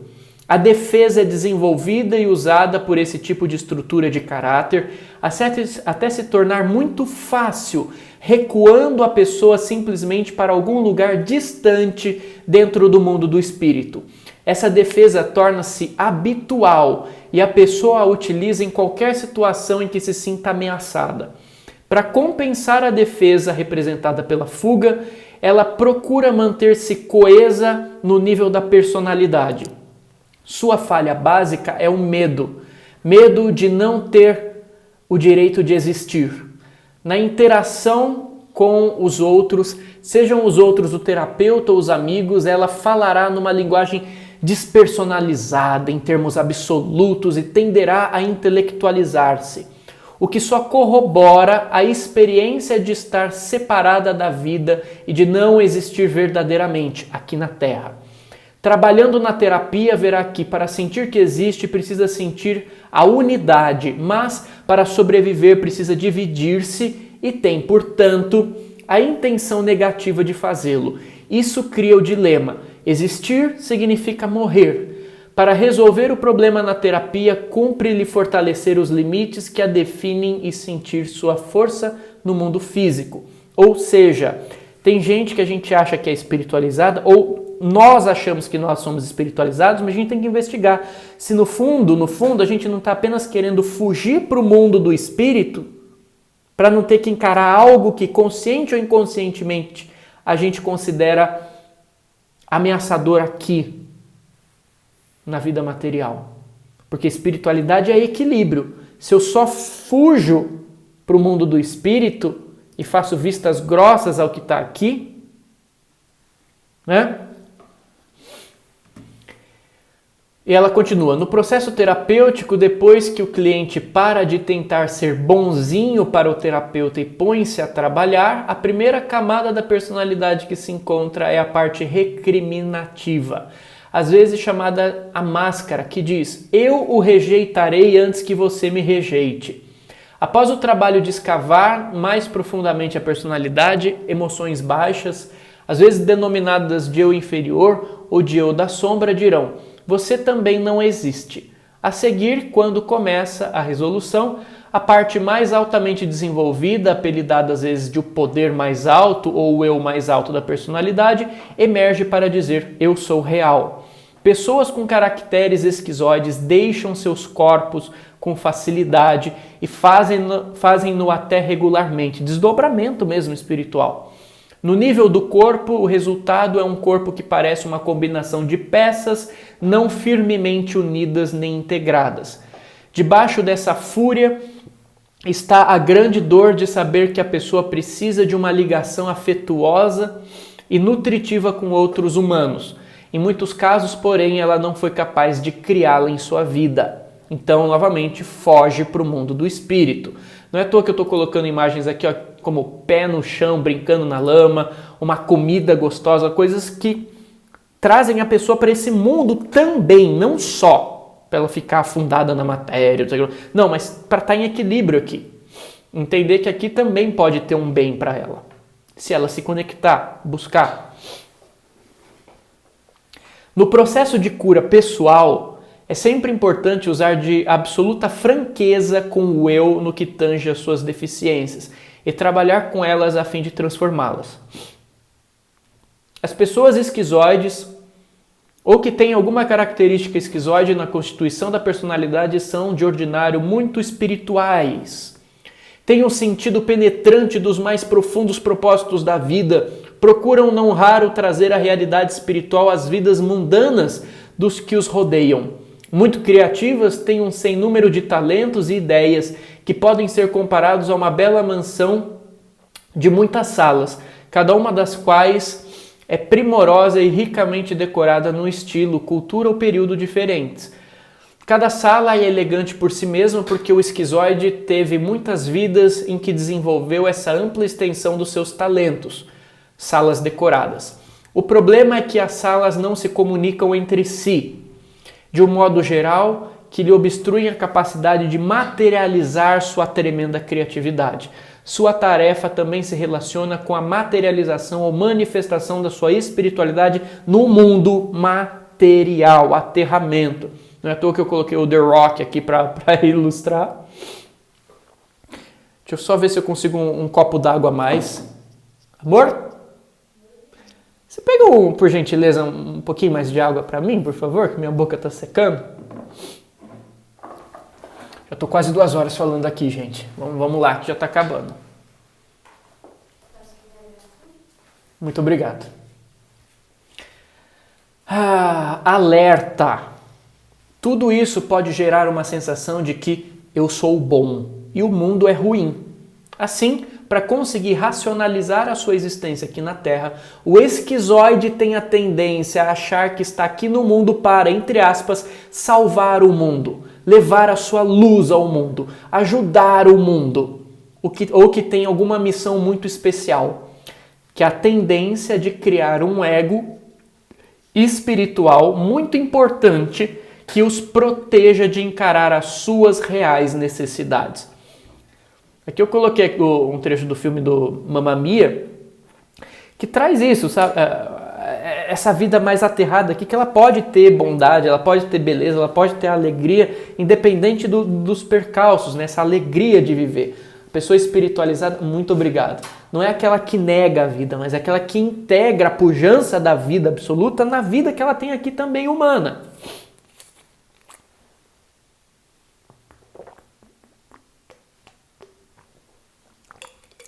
Delícia. Do mundo isso aqui, água daqui, ó. Alerta, o problema é que ele ou ela não está conseguindo nem ajudar a si mesmo, nem a si mesma. E transfere para a vida dos outros, muitas vezes, ou para supostas grandes causas, aquilo que ele ou ela deveria estar fazendo primeiro na sua própria vida. Já viu casos assim? Dessa postura? Tendência a levar uma vida desequilibrada enquanto vende a ideia da luz suprema para os outros. Mas você vai ver a vida da pessoa, essa luz suprema parece que não está equilibrando a coisa ali, né? Não que a gente tenha que ser perfeito, que a gente não vai ter problemas, não é isso, mas eu acho que você entendeu o ponto. Às vezes existe um descompasso muito grande, uma hipocrisia mesmo. A sua tarefa principal não é curar o mundo, mas equilibrar as áreas da sua própria vida. Não percebem que estão aqui para que a sua luz cure... não percebem que não estão aqui para que a sua luz cure o mundo. Estão aqui para que a luz do mundo e das experiências cure elas. Isso ninguém fala. A gente não foi posto no mundo aqui para ser super-herói espiritual. A gente está aqui para que a gente aprenda, para que a gente se melhore. E o mundo tem muito a contribuir, mais ele a nós do que nós a ele. E quanto mais a gente permite que ele contribua para a gente, mais a gente pode trazer algo bom aqui. Não que a gente não deva trazer coisas boas, mas é ver quanto que a gente usa esse discurso para fugir da nossa própria vida, do que a gente realmente tem que ver debaixo do nosso nariz. A Terra é maravilhosa. Planeta Terra. A ignorância humana é que atrapalha. Cabe-nos trabalhar para não sermos mais um ignorante ou uma ignorante e buscarmos um alinhamento com a vida tal que nos permita agradecer verdadeiramente por estarmos aqui, não nos sentirmos aliviados com a ideia de partir desse plano. Ou seja, uma postura espiritual que realmente trabalha com integração traz sentido para essa vida aqui. E não faz eu querer ficar me livrando dela o tempo todo. Ela me traz elementos para que eu consiga me equilibrar aqui, consiga superar as dificuldades, criar algo positivo aqui, na minha vida, inclusive, antes de começar a querer fazer isso pelos outros. E não precisa ser uma coisa extraordinária, né? Veja que no filme tinham lá os seus problemas, tudo, os seus momentos, mas estavam aqui criando uma coisa legal também. E aí, somando essas coisas legais umas com as outras, que a gente traz um mundo mais saudável pra gente. Outra postura que a gente vê muito nesses meios.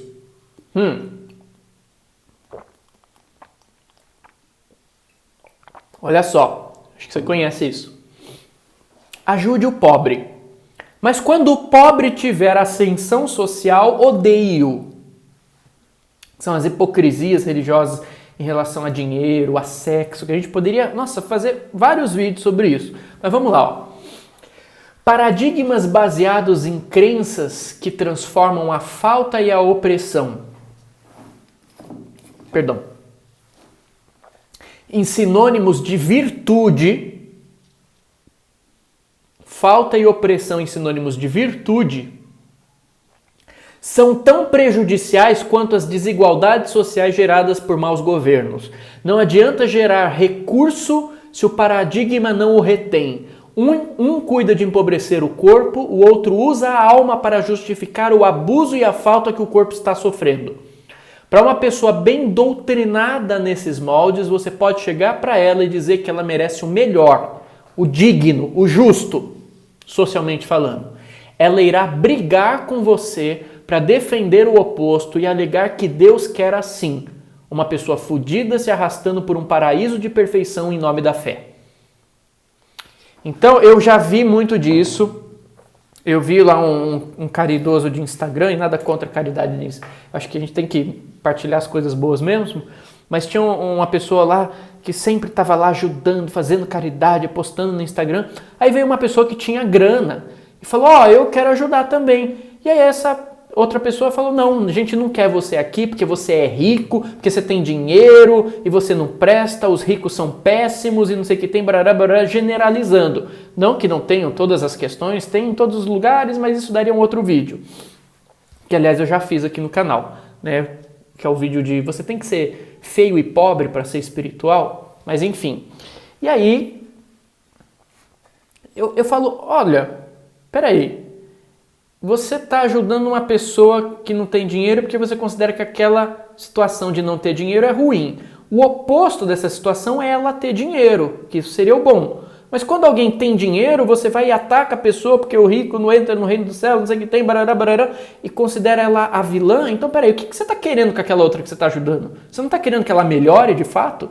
E é muito fácil você fazer isso quando você é bancado por uma instituição religiosa que faz com que você não tenha que se preocupar com a conta que você vai pagar, porque ela paga por você, né? Então essas hipocrisias sociais todas são posturas humanas, independente da religião. que a gente tem que tomar cuidado. Hipocrisia não leva a gente a lugar nenhum.